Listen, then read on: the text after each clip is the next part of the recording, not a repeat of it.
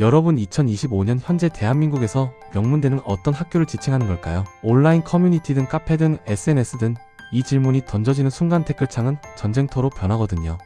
누군가는 서영고 아니면 의미 없다고 선을 긋고 다른 누군가는 스카이 밑은 지방대랑 다를 게 없다면 맞받아칩니다. 또 다른 이들은 어차피 취업하면 학벌 따위 소용없다는 허무주의로 논쟁을 끝내버리죠. 이런 논쟁이 계속 반복되는 이유는 명확합니다. 모두가 서로 다른 기준으로 이야기하고 있기 때문이에요. 어떤 이는 입시 컷라인으로, 어떤 이는 취업률로, 또 어떤 이는 개인적 경험이나 감정으로 판단합니다. 기준 없는 논쟁은 결론을 낼 수 없고 결국 감정 싸움으로 끝날 수밖에 없어요. 그렇다면 이 영상의 목적은 뭘까요? 명문대가 어디냐를 확정짓자는 게 아닙니다. 그보다는 명문대라는 개념이 어떤 역사적 맥락에서 만들어졌고 왜 지금은 과거와 다른 방식으로 이해되어야 하는지를 차분히 정리해 보려는 거예요. 감정이 아닌 현실을, 선입견이 아닌 구조를 들여다보자는 제안입니다. 먼저 과거 이야기부터 해야 합니다. 1980년대, 1990년대 중반까지만 해도 대한민국에서 명문대의 기준은 굉장히 단순했어요. 서울대, 연세대, 고려대, 이른바 서영고였죠. 왜 그랬을까요? 이유는 명확합니다. 당시 대학 진학률은 지금보다 낮았고 고등교육 자체가 소수 엘리트의 영역이었어요. 대학을 간다는 것 자체가 특별한 일이었던 시대였죠. 더 중요한 건 대기업, 고위공무원, 언론, 법 쪽의 핵심 인력 풀이 사실상 이세 학교 중심으로 형성되어 있었다는 겁니다. 당시에는 대학 서열이 지금처럼 촘촘하게 나뉘어 있지도 않았어요. 정보도 제한적이었고 어디 나왔느냐가 거의 개인의 설명서처럼 작동하던 시대였습니다.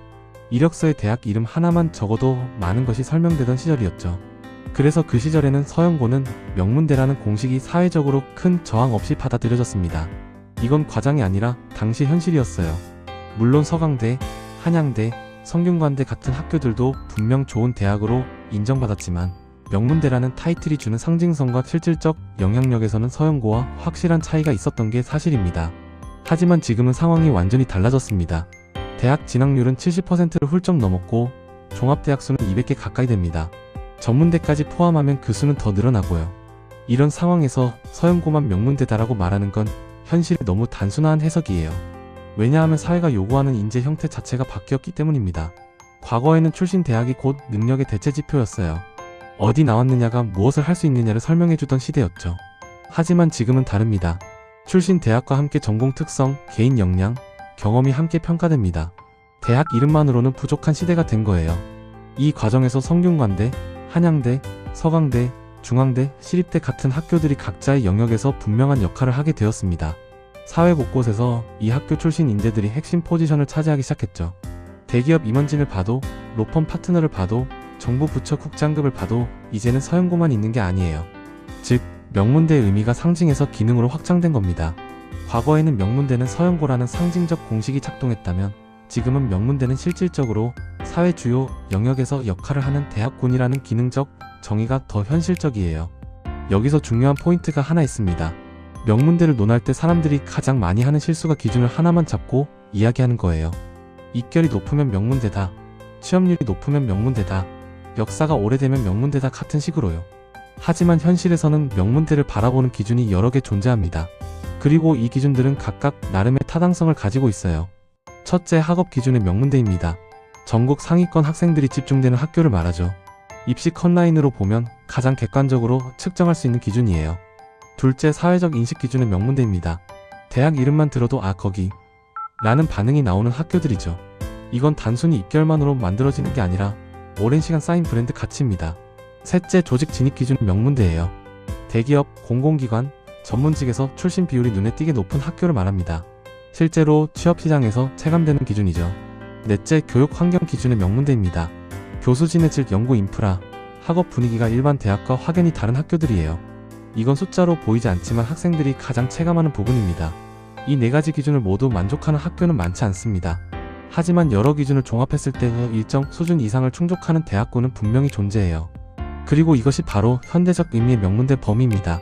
이런 복합적인 기준을 한 줄로 쭉 세우려 하면 당연히 싸움이 날 수밖에 없어요.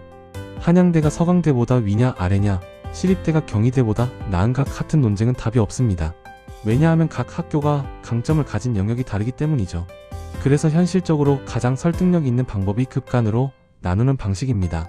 같은 급간 안에서는 학교별로 특성은 다르지만 전체적인 위상은 비슷하다고 보는 거죠. 이 영상에서는 명문대의 범위를 5급간까지로 한정합니다. 이유는 간단해요. 그 아래부터는 학교 간 성격 차이가 너무 커지고 명문대라는 단어보다는 상위권 대학 또는 좋은 대학이라는 표현이 더 적절해지기 때문입니다.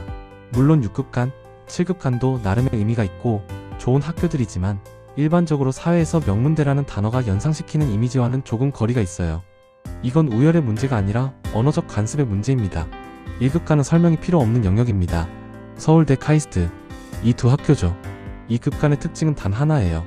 바로 대한민국을 대표하는 대학이라는 상징성입니다. 이 학교들은 국내 기준을 넘어 국가 단위의 인재 양성 기관으로 기능합니다. 국가 예산이 집중적으로 투입되고 최상위권 학생들이 모임, 연구 성과와 사회적 영향력 모두에서 압도적이에요. 여기에 대해서는 거의 모든 사람이 동의합니다.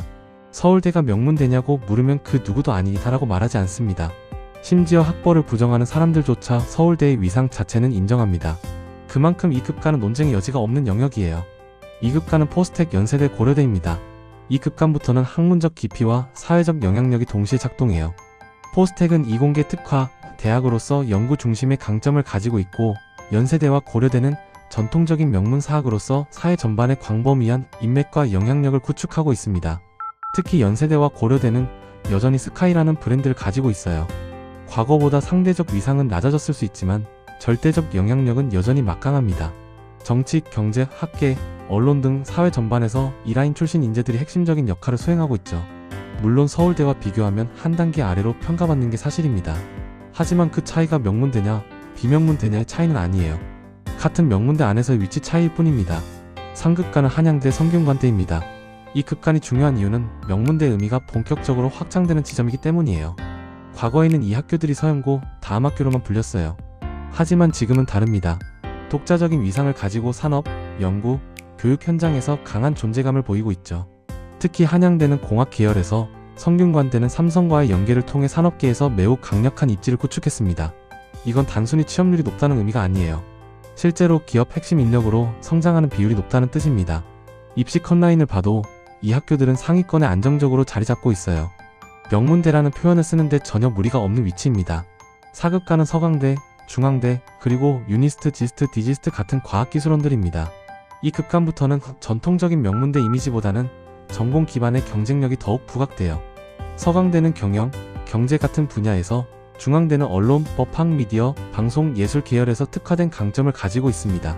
과학기술원들은 이공계 연구 중심 교육으로 특정 분야에서 매우 높은 평가를 받고 있고요. 특정 분야에서는 이 학교들이 상위급간 못지않은 영향력을 가집니다. 실제 현장에서는 매우 강하게 평가받아요. 예를 들어 서강대 경영학과나 중앙대 법학, 미디어 분야에서 명문이라는 표현을 쓰는데 주저함이 없을 정도죠. 물론 종합적인 브랜드 가치나 전체적인 인지도에서는 상위급간과 차이가 있습니다. 하지만 그것이 이 학교들을 명문대 범주에서 제외시키는 이유는 되지 않아요. 5급간은 서울시립대, 경희대, 이화여대, 한국외대입니다. 이 급간은 명문대 논의에서 가장 자주 과소평가되는 구간입니다. 여기까지 명문대냐는 반발이 가장 많이 나오는 곳이기도 하고요. 하지만 냉정하게 봐야 합니다. 이 학교들 역시 대한민국 상위권 인재 풀이 모이는 대학이에요. 입시 컷라인도 상위권에 속하고 사회 주요 조직에서 충분히 경쟁력을 갖춘 졸업생들을 배출합니다. 시립대는 서울 소재의 낮은 등록금이라는 메리트와 함께 세무사, 공무원 같은 분야에서 강점을 보입니다. 경희대는 호텔 경영, 한의대 등 특화 분야가 있고, 이화여대는 여전히 여대 중 최고 위상을 유지하고 있어요. 물론 위급간들과 비교하면 전체적인 위상에서 차이가 있는 건 사실입니다. 하지만 명문대냐 아니냐를 묻는다면 여기까지는 충분히 명문대 범주에 포함될 수 있다고 봐야 현실적이에요. 정리해보겠습니다. 과거에는 명문대가 몇 개의 점으로 존재했어요. 서울대, 연세대, 고려대. 명확하고 단순했죠. 하지만 지금은 다릅니다. 명문대는 하나의 범위로, 하나의 층위 구조로 존재합니다. 여전히 서연고는 강력하고 서울대는 독보적이에요. 이건 부정할 수 없는 사실입니다. 하지만 그 아래에도 분명히 명문대라 부를 수 있는 대학군이 존재한다는 것 역시 사실이에요. 중요한 건 그 사실을 인정하느냐, 부정하느냐가 아닙니다. 현실을 어떻게 받아들이느냐의 문제예요. 예전에는 서연고만 명문대였는데 지금은 아니다라고 한탄할 수도 있고, 시대가 변하면서 명문대의 범위가 확장됐구나라고 받아들일 수도 있습니다. 어떤 관점을 선택하든 개인의 자유지만 최소한 현실은 후자를 향해 움직이고 있어요. 명문대의 기준은 사라진 게 아닙니다. 시대에 맞게 확장된 거예요. 대학 진학률이 높아지고 사회가 복잡해지고 요구되는 역량이 다양해지면서 명문대의 정의도 함께 진화한 겁니다. 과거의 기준으로만 고집하면 현실과 괴리가 생길 수밖에 없어요. 반대로 무분별하게 확장하면 명문대라는 말 자체가 의미를 잃게 됩니다. 그 사이에서 합리적인 균형점을 찾는 것, 그게 지금 우리에게 필요한 태도라고 생각합니다. 명문대 논쟁은 앞으로도 계속될 겁니다. 그리고 어쩌면 정답은 없을 수도 있어요. 왜냐하면 이건 결국 어디서 선을 긋느냐의 문제이고 그 선은 사람마다 다를 수밖에 없으니까요. 하지만 최소한 이 영상을 보신 분들은 조금 더 차분하게, 조금 더 근거 있게 이야기할 수 있기를 바랍니다. 서영고 아니면 다 똑같다는 극단적 입장도, 어차피 학벌 무의미하다는 허무주의적 결론도 아닌 현실을 있는 그대로 바라보는 시각을 가지셨으면 좋겠습니다. 명문대는 사라지지 않았어요. 다만 진화했을 뿐입니다. 이 영상이 도움이 되셨다면 구독과 좋아요로 팩폭올림픽을 응원해주세요. 감사합니다.